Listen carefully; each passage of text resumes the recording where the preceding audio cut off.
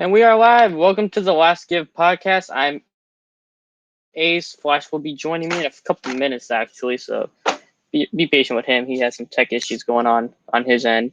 So today we're going to be going into typical NFL. We're going to do it again, the NHL MLB hybrid segment. Then we have the NBA, which it's media day and covering all that news coming out of that, and college football.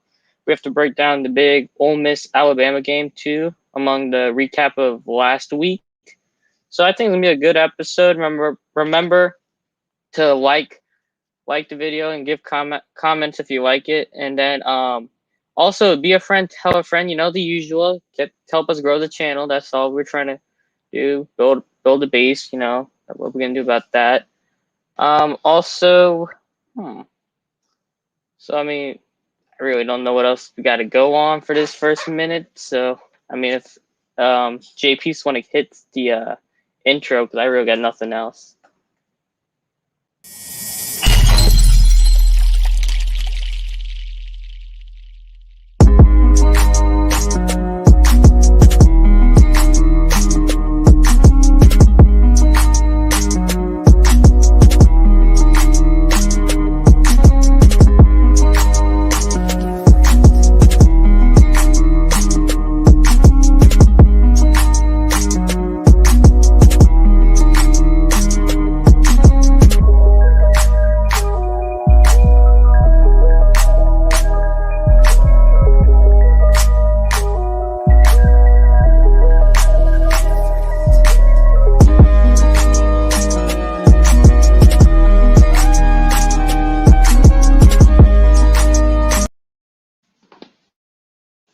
All right, welcome to the kickoff segment. You know, NFL. I'm Monday night recap first because Flash isn't here to argue with me with that. So we're gonna do a takeover mode unless we want to do the Rams and Bucks. If JP's want to do that first, since we're gonna get his Buccaneer fan insight on the news coming out of Tampa. Oh wait, we got Flash coming. What's up, everyone? There we go. Hey, Flash, what's going on? Got the tech stuff straightened out? I was about to text your mic working? Actually. You kind of sound faded out. What? Yeah, I think you're good. All right, let's dive right into this Monday night football. Cowboys beating the Eagles. You're breaking up. Can you hear me? Well, I'm breaking up. Okay, you can't hear me. Yeah, you were breaking up for a second. Okay, you good? Yeah, you can hear me. I can hear you. Hop in now. That way I can just voice my frustration. JP's you joining us now? Might as well, so we might as well just start talking about this whole Bucks Rams game. Let everybody vent and stuff. Let me do it now. So go ahead and start with that. Yeah. I'll leave y'all alone. Go ahead and start with that. You called upon me while I was. All right. Well, the Rams.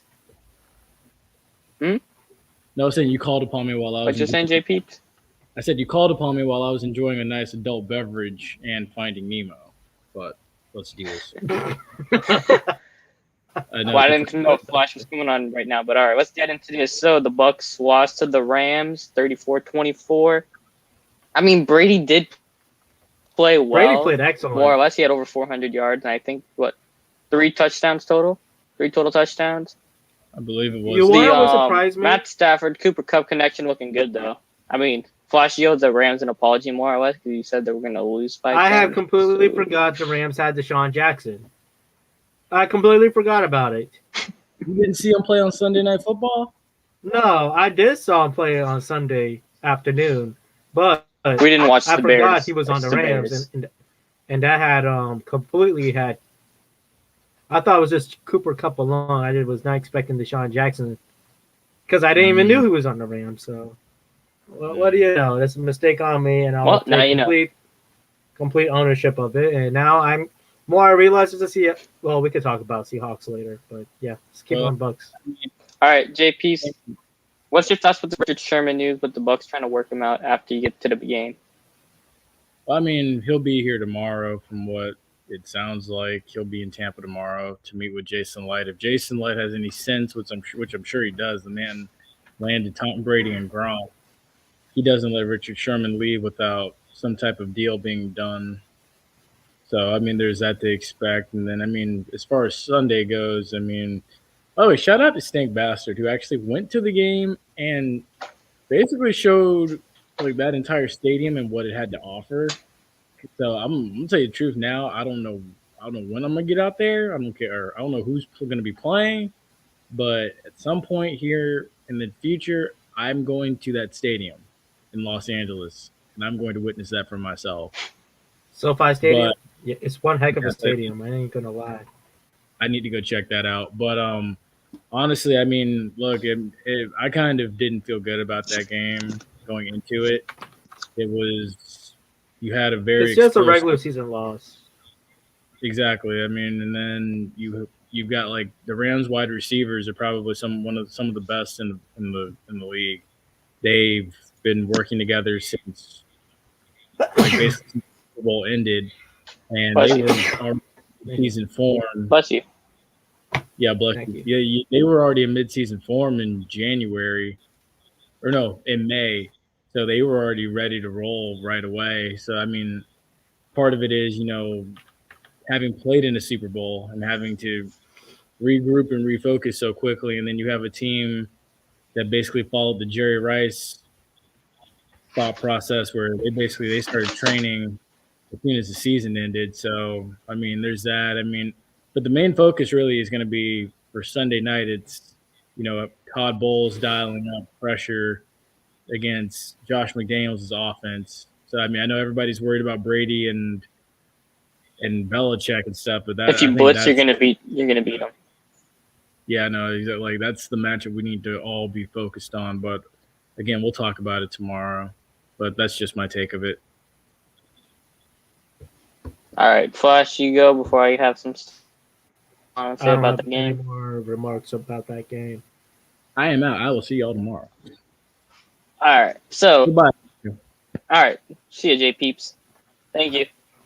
All right. So yeah, that game is. Thank you I for J Peeps for I coming out tweeted and something telling us about yesterday. that. Hey, I'm thinking. All right, so I tweeted something yesterday. I'm sorry, I said the way to beat the Bucks. It's just cutting off bad. So. The way to beat the. It's breaking up again. All right, you take care of this. I'm gonna fix this. Give me a second.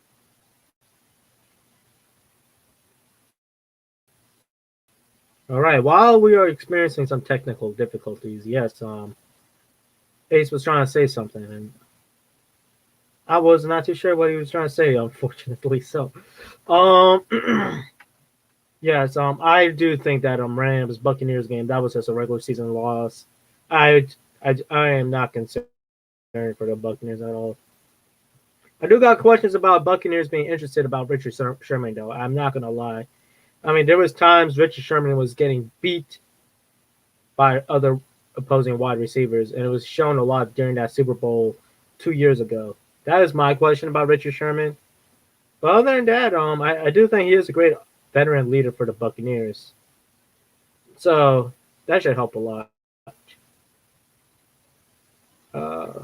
As we wait for Ace to come back on, he's knocking on the door right now, actually, as we speak. I don't want to keep on going without my buddy Ace. I know I was a little bit harsh on him last week, but this week I promise I'll be nicer. I promise. All right, we're back. All right, what were we saying, Flash? What was he on? I wasn't talking about anything. I was just filling in, to be honest. All right, what you want to talk about? So yeah, I was saying on Twitter. I was on Twitter and I was saying the easiest way to beat the Bucks is if you have at least two receivers who can beat man coverage, which the Rams proven they had. You have an offensive line that can keep from the blitz for seconds, which the Rams did show, and then you have some corners that can play man to man.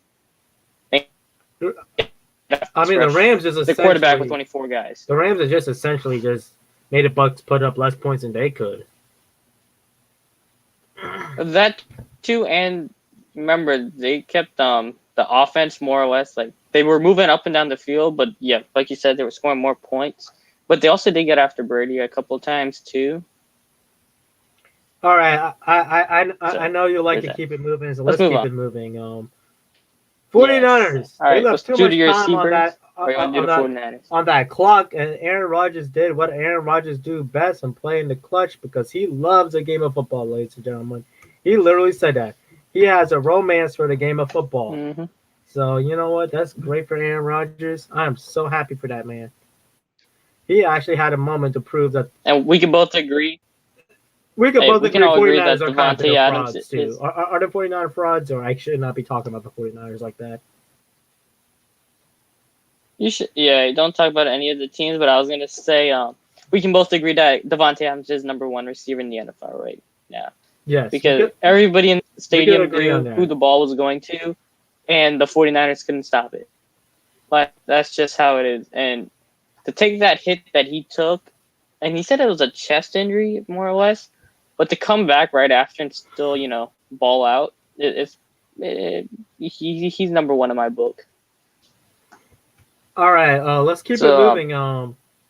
Let's see. Your favorite Air Bear. Oh my lord, the Chargers have taken out the Chiefs. Justin Herbert has taken out the Chargers along with that Chargers defense, which has surprised me. I did not think the Chargers D line was actually that good, but maybe it's Kansas City offensive line that's still suspect. I gotta wonder. Well, also remember they turned over the ball like 4 times too. They forced overs. A crazy stat I got for you, Ace, is that Patrick Mahomes has more interception than Jameis Winston. No one's not going to be talking about it as much, like if Jameis had more interceptions right now. No one's going to talk about it. Also isn't. Hey, yes, that is very true, J Peeps. They were exposed in the Super Bowl, and there's film how to beat them. Yes, that is very correct. And Patrick Mahomes is being very careless with the football. I mean, Tyreek Hill's pissing me off. I have him in fantasy. I think J Peeps also has him. Yeah, Tyreek Hill has been they've been triple teaming him essentially and then letting Travis Kelce beat him. Because it's Kelce and then they have all these other receivers that they can't hold on to the ball. They said pick your poison between Kelce and Hill. Looked like it didn't matter in the end for the Chargers. Still beating them. Justin Herbert's 2-1 against Mahomes in his career. That's actually crazy, but and Mike Williams is looking like we thought he would have been coming out of Clemson. He's finally healthy and he's finally balling. Holy crap! All right, I know you're excited about that, but I want to keep it moving. Let's talk about that football. Josh Gordon, Josh Gordon now too. But Josh Gordon, that is a big deal too. Every other game he's suspended. Later on the season, he gets suspended like every week. All right, let's talk about that football team in Seattle, the Seabirds. Not the Seahawks. Yes, the they're Seabirds. No longer the Hawks. With that piss poor defense I saw out of them and let the Vikings, without Dalvin Cook, beat them. I have stronger odds circled in on that defensive coordinator.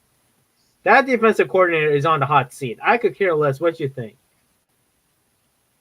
And yes, I think he's also this is his first year too, isn't it? I'm not too sure. I thought it was an offensive. I think they revamped the entire coaching staff. I'm pretty sure. I mean, I expected way more out of the Seahawks than to be last place of the NFC West. I know it's still early, but still, you start off by blowing a lead to the Titans, and then you blew a lead to the Dalvin-less Cook Vikings. I mean, that's Dalvin Cook-less Vikings.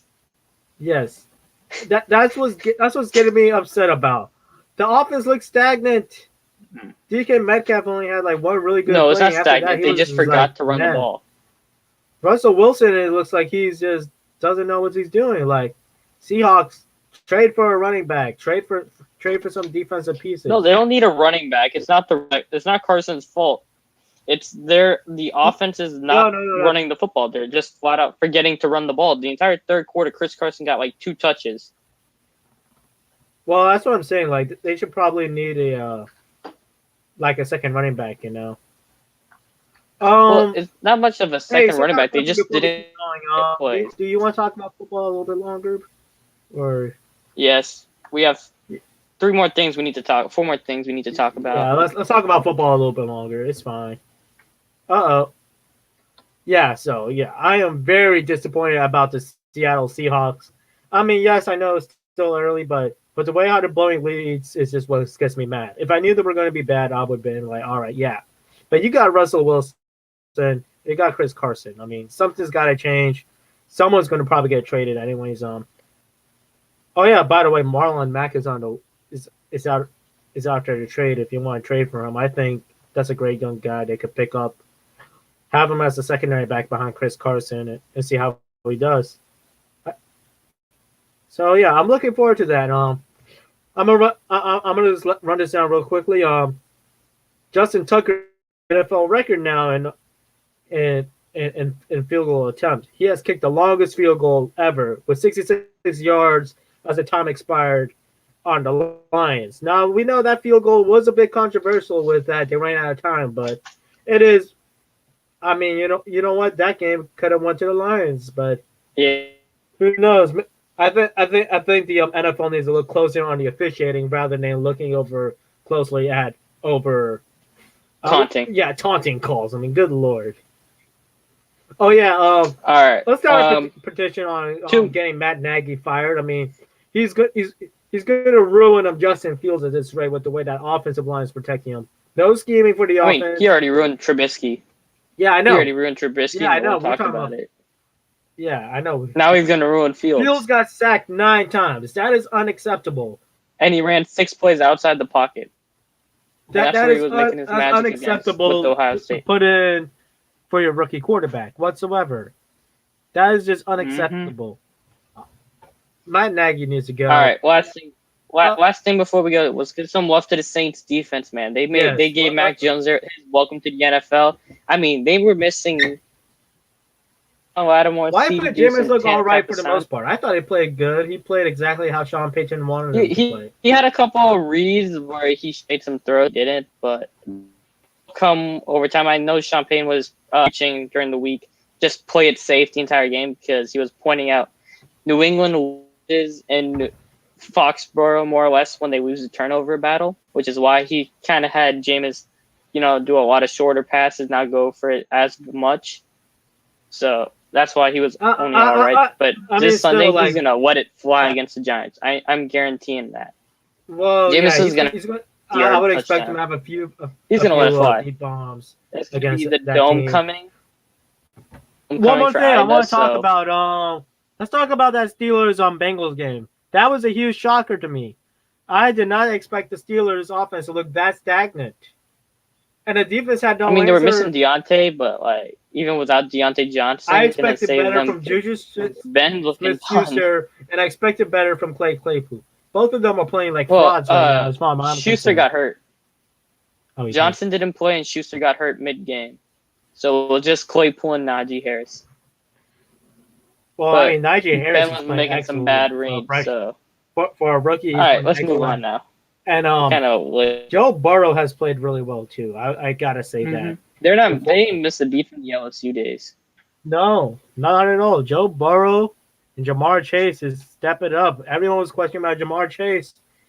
His hands were locked in. No hands issues. He has 4 receiving touchdowns so far. All other rookie receivers in his draft class have 4. So, Waddle's got 1, Smith's got 1, and I can't tell you who the you have. So, all right. Okay. So let's move on. Let's gotta go to this NHL stuff. We have some big coming out of Tampa. NHL stuff. We got some stuff stirring up officially. Yes. Yeah. This one. The preseason has started. The Lightning re-signed their GM. Yeah, the preseason started, but the Lightning also re-signed general manager Julien Brisebois to a contract extension. They haven't announced what the actual numbers are yet, so we can't give it to the people who's listening to the show, but we just know he's got the extension, which was a worry for Lightning fans this coming season because Steve Yzerman, last time was in his final year, he walked away and he went to Detroit. So it was kind of hoping that Brisebois didn't go to the Canadiens, knowing that it's probably going to happen next year in his hometown. So, Flash, look for the Brisebois deal. What? What did you say, dude? The GM. They re-signed the GM. Yeah, I heard that. I'm sorry for the technical delay. issues that we're having, ladies and gentlemen. I'm sincerely apologize for that. I don't know what's going on with us, but everything is tripping right now. Yeah, I do think the GM is a great extension for the Lightning, judging now the kind of success they've been having for the last 5 years, with the exception of just choking that one game and throwing away the entire series, but against that Blue Jackets. But who knows? I am very excited for the Lightning. One of what's a cool fact, Ace? I got a cool fact for you. The Lightning have 3 guys in the top 10 in the NHL ranking this year. Top 10. Impressive. Nothing to say about that, Ace? Yeah, I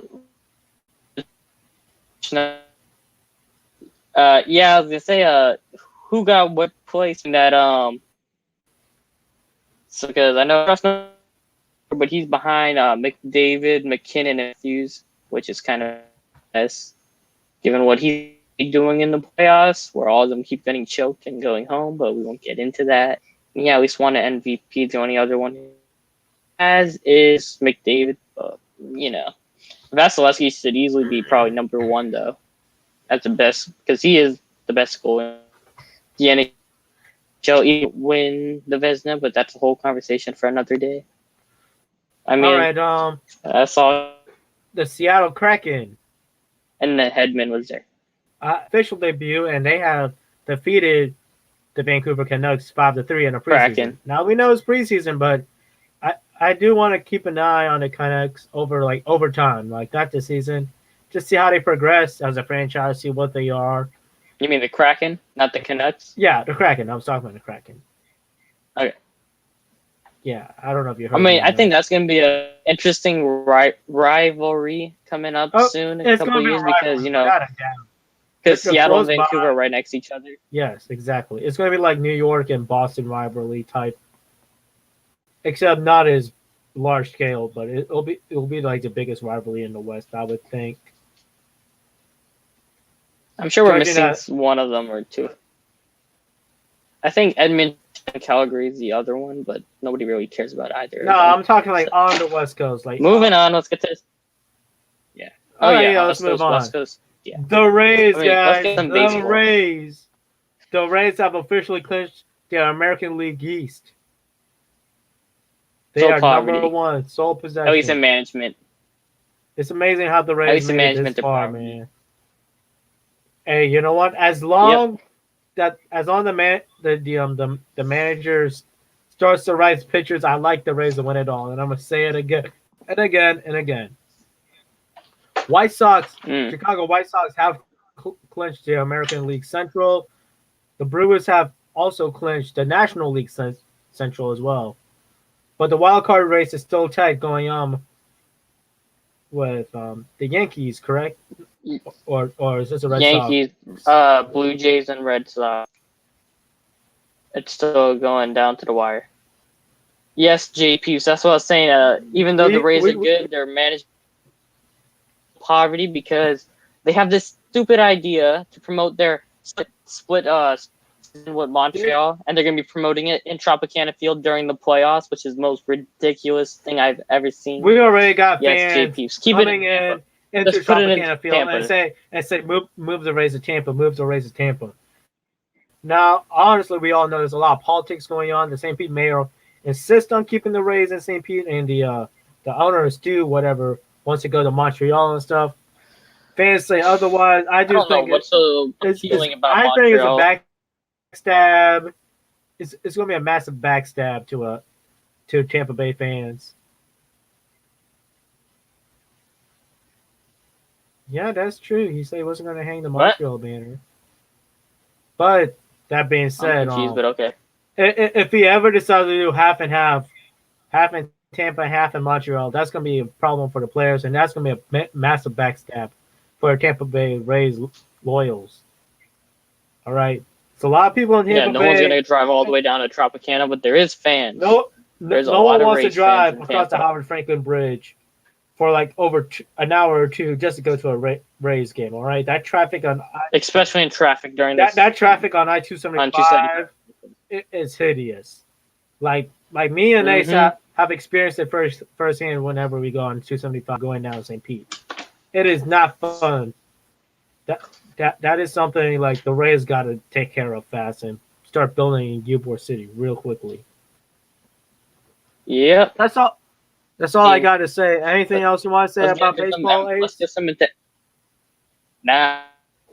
To get into this NBA stuff. Training camp finally started, so let's get into this, man. There's going to be some exciting stuff this season.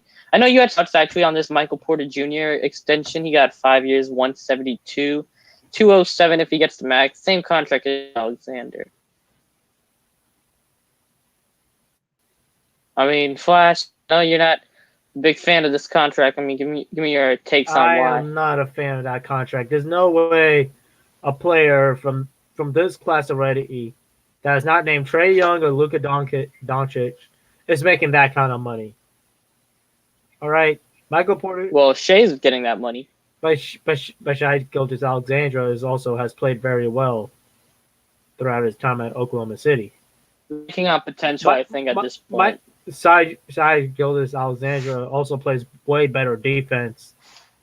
And even Trae Young and Luka Doncic. Like, those guys are like game changers for a team, ladies and gentlemen. Michael Porter Jr. is not a game-changing player. And you know what? Here's the thing. This is the second guy the Nuggets have decided to overpay, with the first guy being Aaron Gordon. Aaron Gordon, does he deserve money? Yes. That was an overpay. But he's getting overpaid, you know? It's like the Nuggets. Yeah, totally agree with that. The Nuggets depth is going to be cut a lot. And what was once the Nuggets stronghold is going to become depleted at this rate with the way how they're throwing money at their players. That is a huge concern. I don't know exactly when. I do think Aaron Gordon does deserve his money, but Michael Porter Jr., I just do not think he deserves that kind of money. Not yet, you know. I mean, $207 million. I mean, we're talking like 1 second, Ace. That is Russell Westbrook's money, kind of money. That is like, all right. That's how bad of a contract it is. That's Russell Westbrook, Steph Curry, James Harden's kind of money. Well, Flash, you got to put also too that it's the rookie max extension is kind of what that's what the collection bargaining agreement. That's what the rookies are going to get paid if they make the max. I do think whatever, and they're just banking on the potential that he actually gets to that level. Remember, he was the number 2 player, I think, coming out of high school. He was going to be like a top 5 pick if he didn't get that back injury. He was the number 1 player. I mean, they're just banking on class. He was the number 1 player out of that class before he got an injury. Sorry. He was number 1. Yeah, I think that's why this contract. That's why he got it, because they're banking on him getting back up to that level from what he was before injury. It's going to be interesting to see the Nuggets this season. I still got questions about it. You know, I'm not confident. Hey, you know what? If he makes All NBA, he might earn it. But like, I think like making over $200 million should be reserved for players like Jamal Murray, Jokic, Luka Doncic, Trae Young, Steph Curry, James Harden, Kevin Durant, LeBron James, Russell Westbrook, and so on. Yeah, we get it.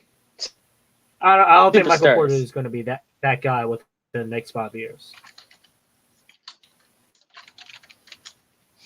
All right, let's get into some other stuff in the media day from the East. I mean, Markelle Fultz was talking to the media yesterday, and he was saying that the Magic are going to shock a lot of people.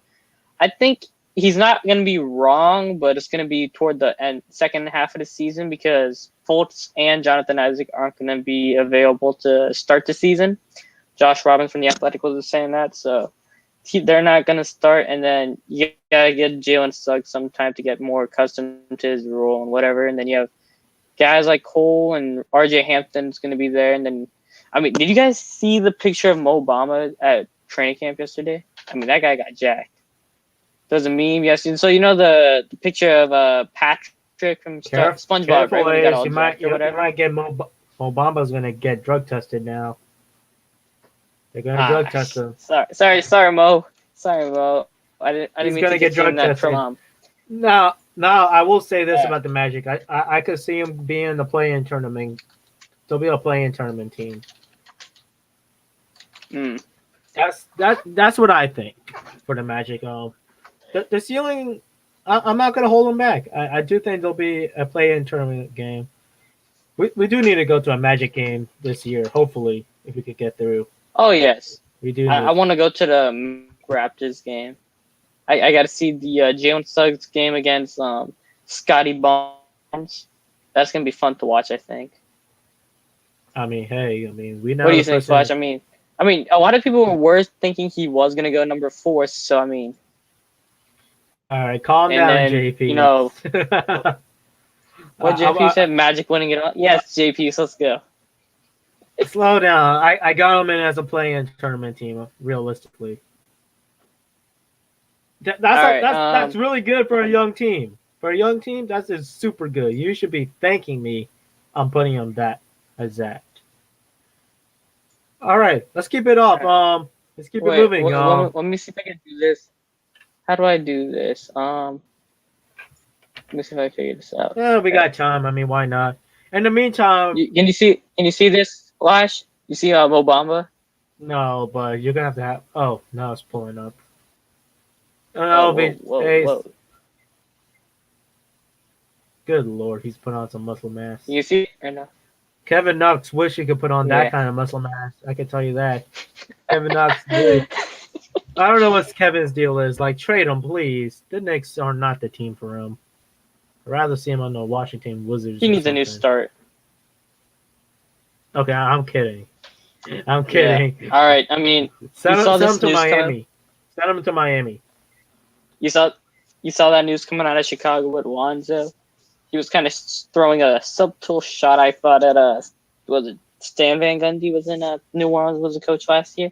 He said he's back. He's ready to go back to being a traditional point guard instead of a spot up shooter. Well, hey, you know what? Lonzo Ball has never been a spot shooter, so he's not wrong in that regard. I do think Billy Donovan is going to put him more in a kind of a Russell Westbrook role in the regards of grabbing rebounds and passing the ball. I think Lonzo Ball could do that. He's not as athletic as Russell Westbrook, but he has the size to grab the boards and pass the ball. And he's a good defender too, so he's gonna help out Zach LaVine in the backcourt too. So that's gonna be. I think Chicago's gonna make some noise this year. Zach LaVine and Vucevic. They have one more guy. DeMar DeRozan. Yeah, DeMar DeRozan. So DeRozan, Ace. Come on, let's be nice. So I mean, he's going to be getting a lot of assists. That's only for the playoffs. I could see Lonzo getting up there around 9 assists a game. That's really good. Maybe 12 if he's really is the guy that LeVar Ball was telling us about, like however many years ago. All right, let's keep it moving. The Lakers had media day. I did not actually get to pay attention to it today, but it looks like very positive stuff. The sized up. Russell Westbrook looks like said it on the media today that he's willing to help out and elevate the Lakers team, especially with LeBron James, Anthony Davis. So, hey, do you think Russell Westbrook will get over 10 assists this season? What? You were breaking up there. I didn't hear what you said. Over what? How many assists? Average over 10 assists a game this season. Oh yeah. I think so. Yeah, he's gonna have Anthony Davis throw lobs too. So, I mean, even LeBron and AD just throwing lobs at him all game, he'll get to 10 assists easy. I gotta feel bad for defenders trying to guard Westbrook and LeBron because both of them could just pull off some crazy pass. Remember that one time LeBron did a no look? He faked the ball and then he just threw it to the middle. Yes. Very easy dunk. And also, you also are forgetting about Rondo. Oh my Lord! No, not Rondo. I'm talking about the other lob threats they have in. Oh my God! Didn't Dwight go back? Jordan and Dwight Howard. Dwight did go back. And then you got Melo too. But yeah, they'll just be lobbing it up to those guys, and all they gotta do is just flush it in. And Rondo's going to be the same Yep. thing too. I do wish the Lakers did have a little bit more shooters. I know they still have KCP, which is still a plus, and I know they got Melo. But I don't think they have KCP. KCP got traded for Russ. He's in Washington now, I think. You think? Yeah. KCP got traded for Russ with part of the contracts. That's how it worked. Let me see. But I mean, while he's looking up that, let's get over to this more of a sadder kind of story with Karl Anthony Towns. You know, he lost half his family to COVID You're last right. year. KCP is going to be on the.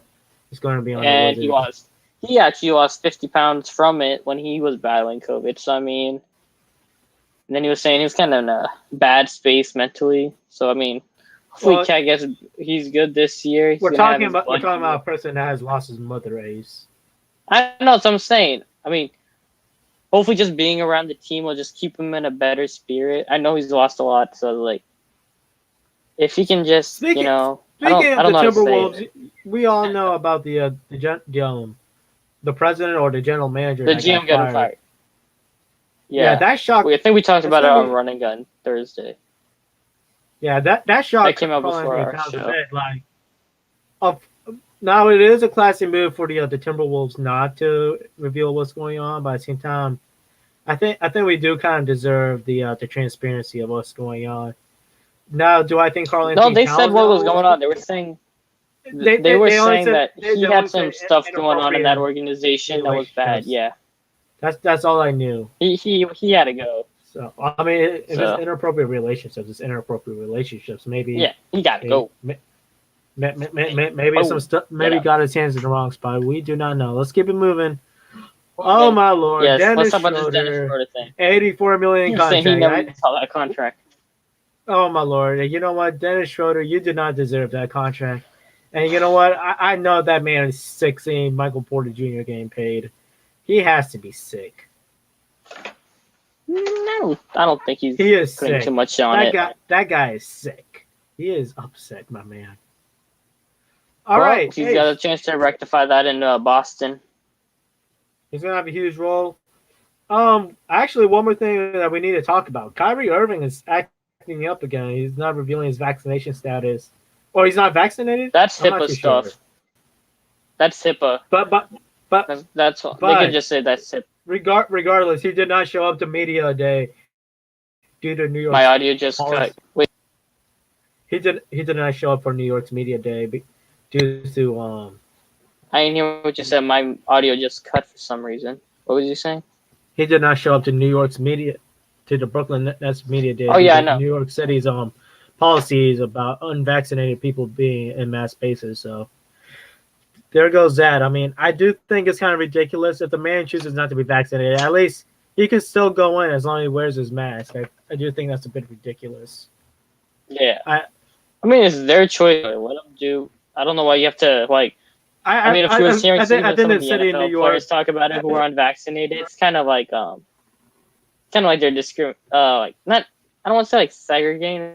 I'm gonna say this, Ace, and I know like we're harsh word. We're not supposed to be talking about politics, but I think New York needs to get over it and needs to ease it up a little bit. Well, same thing with California. No, it's New York. Well, because even the guys, even they could play in Toronto, which makes no sense. They could play in Toronto, which has even stricter COVID rules, but they can't play in New York and California. Mask, you know, is.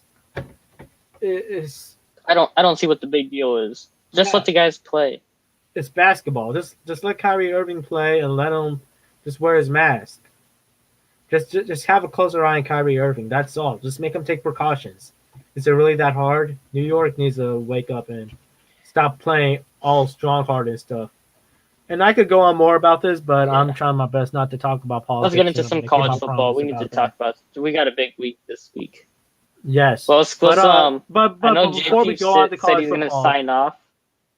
I know JP said he was done with the show for today, but he needs to explain why he hates USF. I mean, they battled number 15 BYU. Hold on, Ace. I'll get him tomorrow. I'll get him tomorrow. Actually, you're right. Yeah. Before we move on to college football, which team in the NBA are you excited about the most? Is it obviously the Orlando Magic? Is it the New York Knicks? Is it the Los Angeles Lakers? The Clippers? The Flippers. The first one. Oh, right here. Orlando Magic. I could agree That's with my that. answer. We'll move on. Okay, Orlando Magic. Move on. I think my team obviously is going to be the LA Lakers, but I would be just excited to see the Orlando Magic. I would love to see them make the playoffs again. I'm excited to see what they can do with the young guys. All right, let's get into some college football. I mean, let's talk about USF first. They battled number 15 BYU. They only lost by one possession. It was a one possession game. Timmy McClain actually looked good. Yes, that quarterback Timmy looked McClain, great. the running back freshman, looks great too. He's looking good. You seen the running back? Yeah, he's not getting talked about as much. 2 touchdowns. Yeah, he had like two TDs. He looked like just a pure bull really rush. great. He just going bang. And you know what? Like I know Jay Peeps may not agree with me at all, but USF is easily better than FSU and controversially University of Miami. You cannot tell me otherwise. Oh well, Miami is definitely dead. Miami's been. But now that you mentioned, Miami is FSU, so down bad they are. that they're showing off. They're bragging that they're beating some no-name team that no one knows where they're from. I never even heard about that team. And like USF, it was like East and keep in Connecticut mind, or USF's something like like that. 3 of the 4 opponents they have played are top 25 teams in the AP now. Yeah, NC State finally got in, right? Because they beat Clemson. Because Yes. I mean, Clemson's playoff hopes are dead. Like They're done. They're big time dead. They're done. They got to figure out something. Maybe DJ Wongalele's not that guy. No, I lost a lot of guys, but like still, they shouldn't have been that bad. Maybe it's not DJ Wongalele. Maybe it's the offensive line that's not giving him time. That's what I'm saying. I'm not going to bash Yeah. DJ Wongalele for that because he played really well last year. So I mean, since we're talking about NC State, back to USF. I mean, that 45-0 loss to for USF in the season. Well, given what they were facing with figuring out their whole squad, and then NC State beating Clemson as they've been, I mean, that's not a bad loss for USF. You lost to Florida, who was battling Alabama. You lost to BYU, who's still top. So, USF has improved rankings. USF has only lost to Florida by like 2 scores, I believe. I think it's like 2 or 3 scores. Something like that. 2 or 3. Which is not bad for USF. It wasn't a blowout. Because UF has like 35 and USF had like 21 or something like that. It was like 40-20, something like that. Yeah. All right. Yeah. So whatever. It was definitely a 2-score game. I am very optimistic about USF. I do have some questions for them. The offense looks great. The defense need to tighten up a little bit. But let's actually take this one moment to bash USF over this one thing, and I sent it to the penalty talk group chat last night. They have put everyone's favorite shape. So USF has a dining hall right across from the rec center, guys. All right, the rec center where people go and lift weights and play basketball and stuff. The dining hall right next to the rec center is only limited out to athletes now, which I think is stupid. It's ridiculous. It is stupid. It's a shame on USF that they're restricting it out to athletes. And if anyone who wants to eat in Champions has to pay $80 to get in, that is ridiculous, USF. You need to take care of that. And I'll bring it up tomorrow too, when we have our special guest on tomorrow who talks a lot about USF. I will bring it up tomorrow because that is something that is unacceptable, USF. As someone that used to go around that campus and stuff, and we used to eat in that dining hall along with going to the rec center, that is a shameful move at USF, and I hope the students speak up about it because that is ridiculous. Your athletic program is nowhere as good as what for you to even make that kind of decisions. And if you do have the money to do that, how about you just build the athletes their own dining hall right next to their lockers rather than cutting off the dining hall right next to the rec center? That's all I got to say, Ace. Let's keep it moving. Let's talk about this top 5. Arkansas surprised me. Arkansas. I want to talk about Arkansas. They made me lose a bet. What Texas A&M? I was. But you know what? It's good for Arkansas. They're playing a hard side for the coach. That is what you like about college football. Mm-hmm. And that's another thing about betting in sports.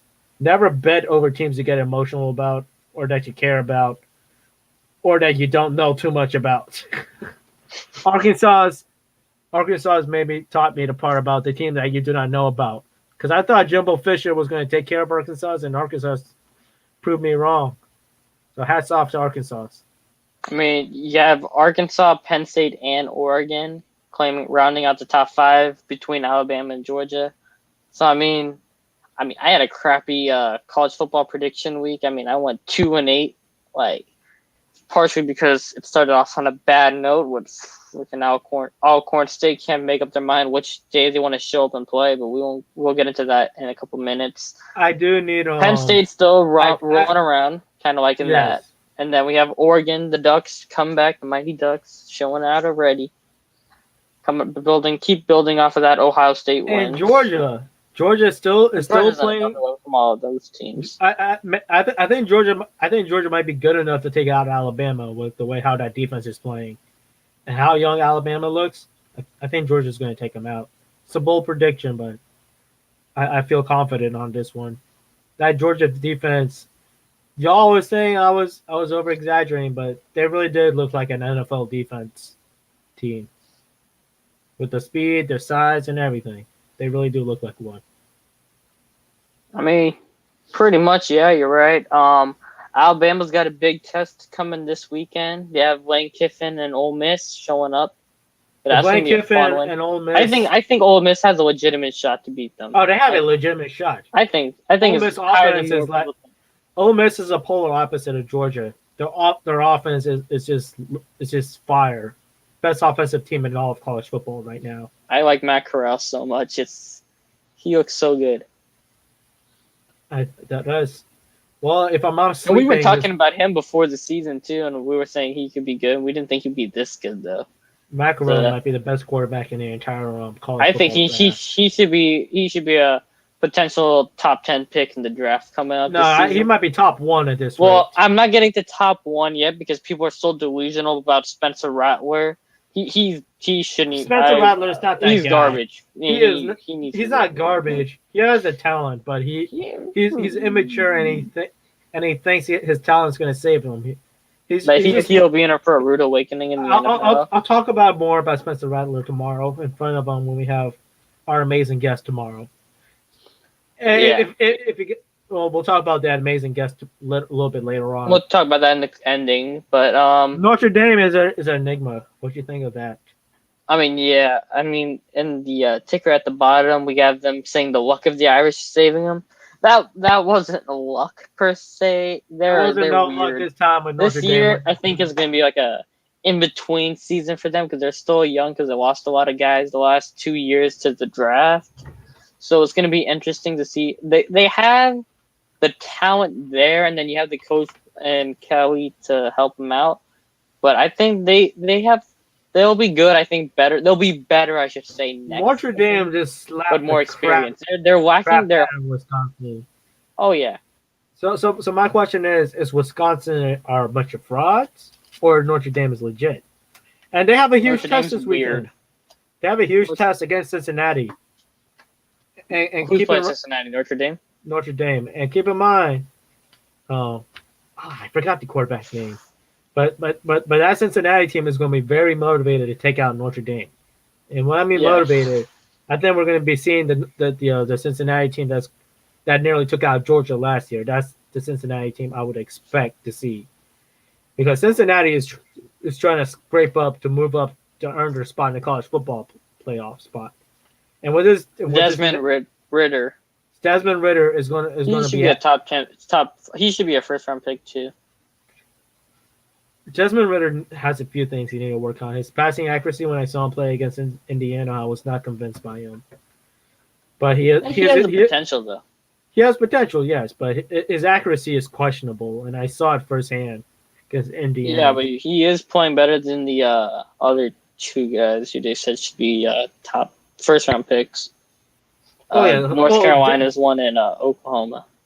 Desmond.